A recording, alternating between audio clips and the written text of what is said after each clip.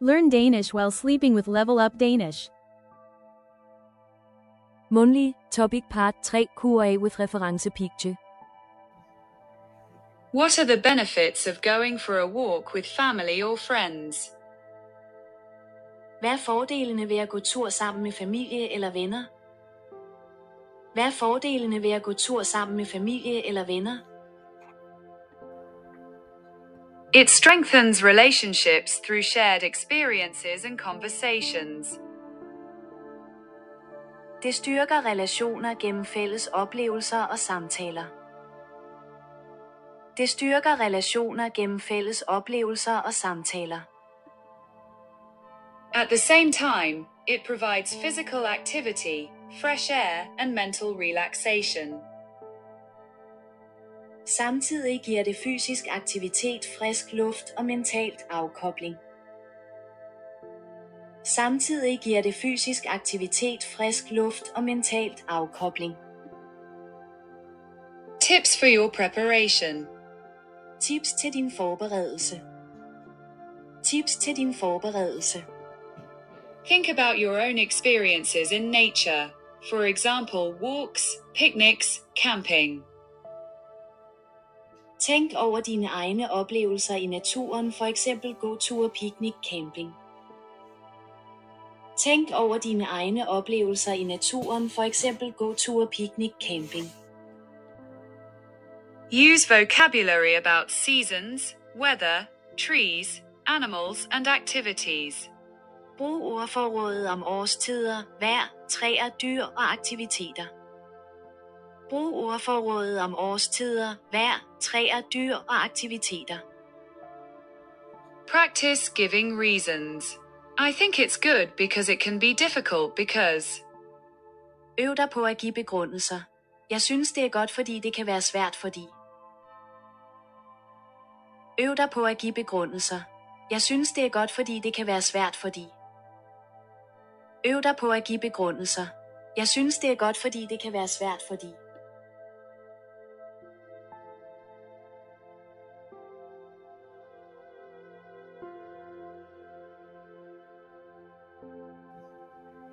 What are the benefits of going for a walk with family or friends? Hvad er fordelene ved at gå tur sammen med familie eller venner? Hvad er fordelene ved at gå tur sammen med familie eller venner? It strengthens relationships through shared experiences and conversations.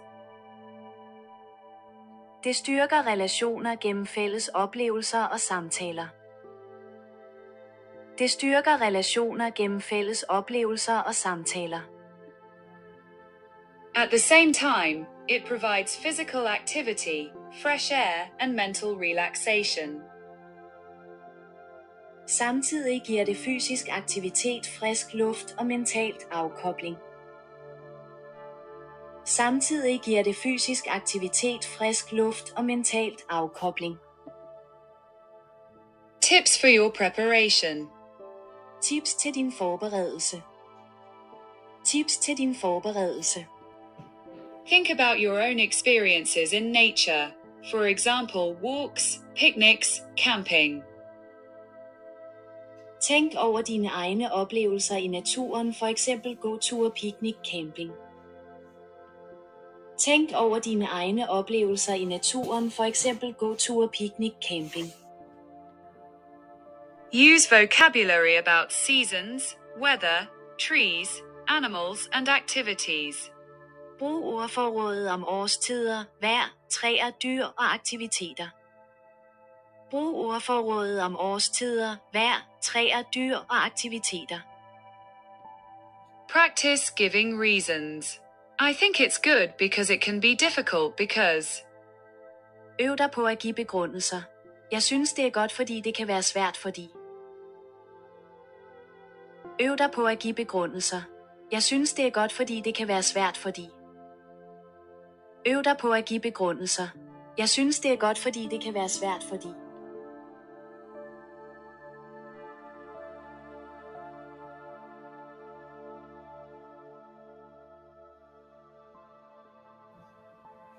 What are the benefits of going for a walk with family or friends? Hvad er fordelene ved at gå tur sammen med familie eller venner? Hvad er fordelene ved at gå tur sammen med familie eller venner? It strengthens relationships through shared experiences and conversations. Det styrker relationer gennem fælles oplevelser og samtaler. Det styrker relationer gennem fælles oplevelser og samtaler. At the same time, it provides physical activity, fresh air, and mental relaxation. Samtidig giver det fysisk aktivitet, frisk luft og mentalt afkobling. Samtidig giver det fysisk aktivitet, frisk luft og mentalt afkobling. Tips for your preparation. Tips til din forberedelse. Tips til din forberedelse. Think about your own experiences in nature. For example, walks, picnics, camping. Tænk over dine egne oplevelser i naturen, for eksempel gåture, picnic, camping. Tænk over dine egne oplevelser i naturen, for eksempel gåture, picnic, camping. Use vocabulary about seasons, weather, trees, animals, and activities. Brug ordforrådet om årstider, vejr, træer, dyr og aktiviteter. Brug ordforrådet om årstider, vejr, træer, dyr og aktiviteter. Practice giving reasons. I think it's good because it can be difficult because. Øv dig på at give begrundelser. Jeg synes det er godt, fordi det kan være svært, fordi. Øv dig på at give begrundelser. Jeg synes det er godt, fordi det kan være svært, fordi. Øv dig på at give begrundelser. Jeg synes det er godt, fordi det kan være svært, fordi.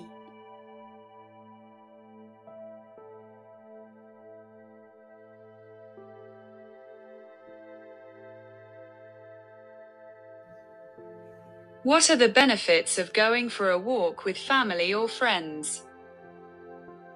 Hvad er fordelene ved at gå tur sammen med familie eller venner? Hvad er fordelene ved at gå tur sammen med familie eller venner? It strengthens relationships through shared experiences and conversations. Det styrker relationer gennem fælles oplevelser og samtaler. Det styrker relationer gennem fælles oplevelser og samtaler.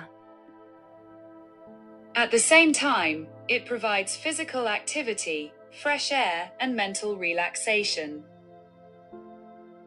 Samtidig giver det fysisk aktivitet, frisk luft og mentalt afkobling. Samtidig giver det fysisk aktivitet, frisk luft og mentalt afkobling. Tips for your preparation. Tips til din forberedelse. Tips til din forberedelse. Think about your own experiences in nature. For example, walks, picnics, camping. Tænk over dine egne oplevelser i naturen, for eksempel gåture, picnic, camping. Tænk over dine egne oplevelser i naturen, for eksempel gåture, picnic, camping. Use vocabulary about seasons, weather, trees, animals, and activities. Brug ordforrådet om årstider, vejr, træer, dyr og aktiviteter. Brug ordforrådet om årstider, vejr, træer, dyr og aktiviteter. Practice giving reasons. I think it's good because it can be difficult because. Øv dig på at give begrundelser. Jeg synes det er godt, fordi det kan være svært, fordi. Øv dig på at give begrundelser. Jeg synes det er godt, fordi det kan være svært, fordi. Øv dig på at give begrundelser. Jeg synes det er godt, fordi det kan være svært, fordi.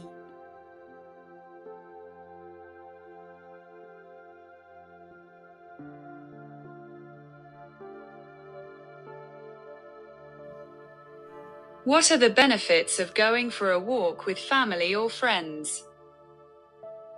Hvad er fordelene ved at gå tur sammen med familie eller venner? Hvad er fordelene ved at gå tur sammen med familie eller venner? It strengthens relationships through shared experiences and conversations. Det styrker relationer gennem fælles oplevelser og samtaler. Det styrker relationer gennem fælles oplevelser og samtaler. At the same time, it provides physical activity, fresh air, and mental relaxation. Samtidig giver det fysisk aktivitet, frisk luft og mentalt afkobling. Samtidig giver det fysisk aktivitet, frisk luft og mentalt afkobling. Tips for your preparation. Tips til din forberedelse. Tips til din forberedelse. Think about your own experiences in nature, for example, walks, picnics, camping. Tænk over dine egne oplevelser i naturen, for eksempel gåture, picnic, camping. Tænk over dine egne oplevelser i naturen, for eksempel gåture, picnic, camping. Use vocabulary about seasons, weather, trees, animals, and activities. Brug ordforrådet om årstider, vejr, træer, dyr og aktiviteter. Brug ordforrådet om årstider, vejr, træer, dyr og aktiviteter.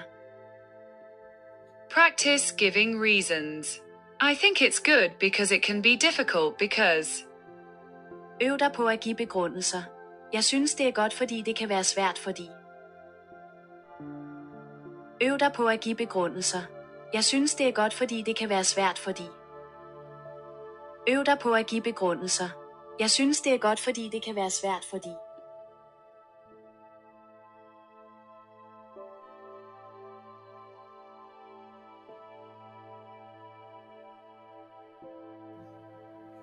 What are the benefits of going for a walk with family or friends? Hvad er fordelene ved at gå tur sammen med familie eller venner?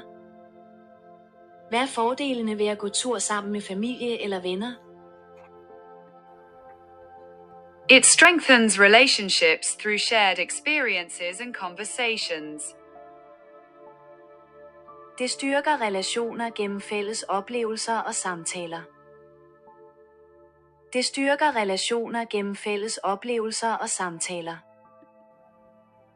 At the same time, it provides physical activity, fresh air, and mental relaxation. Samtidig giver det fysisk aktivitet, frisk luft og mentalt afkobling. Samtidig giver det fysisk aktivitet, frisk luft og mentalt afkobling. Tips for your preparation. Tips til din forberedelse. Tips til din forberedelse.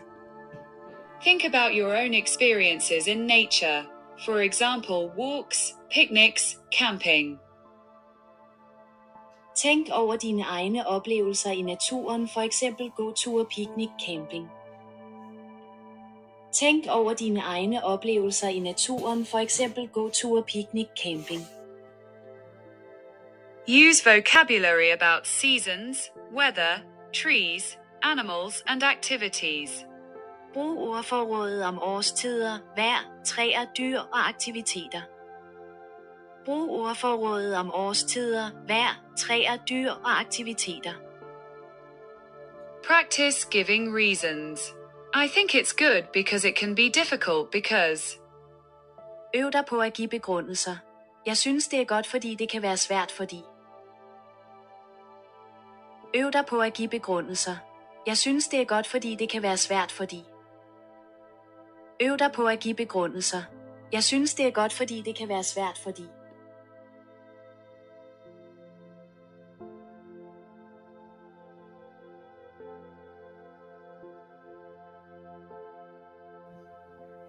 What are the benefits of going for a walk with family or friends? Hvad er fordelene ved at gå tur sammen med familie eller venner? Hvad er fordelene ved at gå tur sammen med familie eller venner? It strengthens relationships through shared experiences and conversations. Det styrker relationer gennem fælles oplevelser og samtaler. Det styrker relationer gennem fælles oplevelser og samtaler. At the same time, it provides physical activity, fresh air, and mental relaxation. Samtidig giver det fysisk aktivitet, frisk luft og mentalt afkobling. Samtidig giver det fysisk aktivitet, frisk luft og mentalt afkobling. Tips for your preparation. Tips til din forberedelse. Tips til din forberedelse. Think about your own experiences in nature, for example, walks, picnics, camping. Tænk over dine egne oplevelser i naturen, for eksempel gåture, picnic, camping. Tænk over dine egne oplevelser i naturen, for eksempel gåture, picnic, camping. Use vocabulary about seasons, weather, trees, animals, and activities. Brug ordforrådet om årstider, vejr, træer, dyr og aktiviteter. Brug ordforrådet om årstider, vejr, træer, dyr og aktiviteter. Practice giving reasons. I think it's good because it can be difficult because. Øv dig på at give begrundelser. Jeg synes det er godt, fordi det kan være svært, fordi. Øv dig på at give begrundelser. Jeg synes det er godt, fordi det kan være svært, fordi. Øv dig på at give begrundelser. Jeg synes det er godt, fordi det kan være svært, fordi.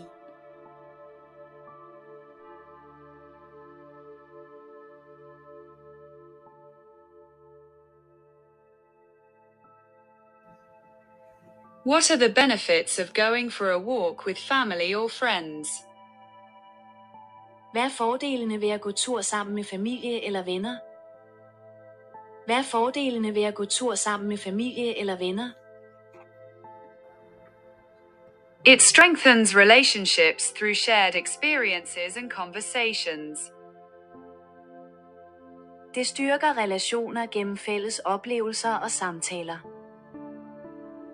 Det styrker relationer gennem fælles oplevelser og samtaler. At the same time, it provides physical activity, fresh air, and mental relaxation.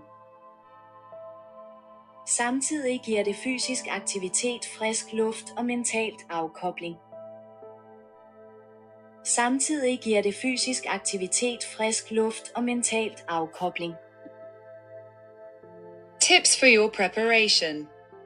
Tips til din forberedelse. Tips til din forberedelse. Think about your own experiences in nature, for example, walks, picnics, camping. Tænk over dine egne oplevelser i naturen, for eksempel gåture, picnic, camping. Tænk over dine egne oplevelser i naturen, for eksempel gåture, picnic, camping. Use vocabulary about seasons, weather, trees, animals, and activities. Brug ordforrådet om årstider, vejr, træer, dyr og aktiviteter. Brug ordforrådet om årstider, vejr, træer, dyr og aktiviteter. Practice giving reasons. I think it's good because it can be difficult because. Øv dig på at give begrundelser. Jeg synes det er godt, fordi det kan være svært, fordi. Øv dig på at give begrundelser. Jeg synes det er godt, fordi det kan være svært, fordi. Øv dig på at give begrundelser. Jeg synes det er godt, fordi det kan være svært, fordi.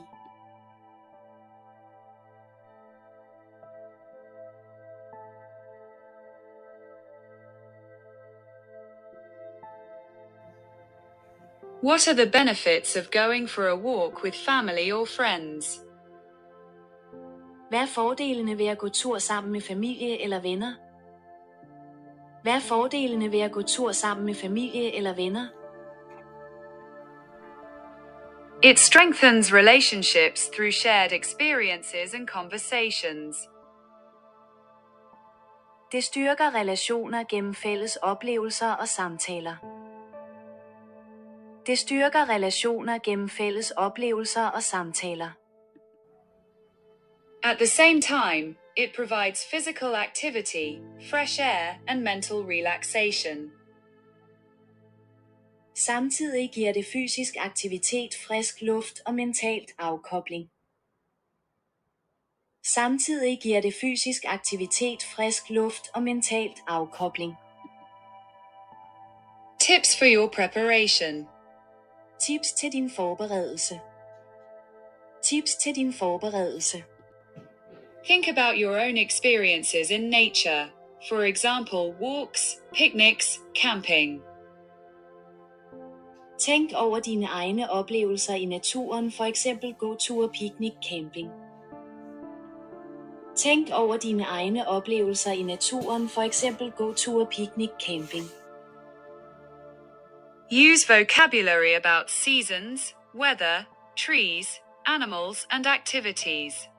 Brug ordforrådet om årstider, vejr, træer, dyr og aktiviteter. Brug ordforrådet om årstider, vejr, træer, dyr og aktiviteter. Practice giving reasons. I think it's good because it can be difficult because. Øv dig på at give begrundelser. Jeg synes det er godt, fordi det kan være svært, fordi. Øv dig på at give begrundelser. Jeg synes det er godt, fordi det kan være svært, fordi. Øv dig på at give begrundelser. Jeg synes det er godt, fordi det kan være svært, fordi.